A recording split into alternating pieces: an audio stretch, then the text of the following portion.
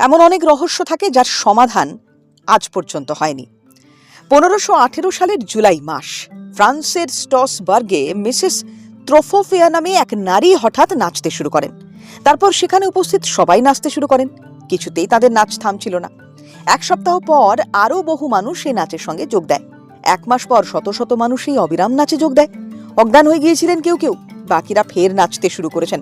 শহরের তৎকালীন শাসকরা ভাবলেন, এভাবে অবিরত নাচতে দিলে নিশ্চয়ই ক্লান্ত হয়ে নাচ থেমে যাবে সকলের।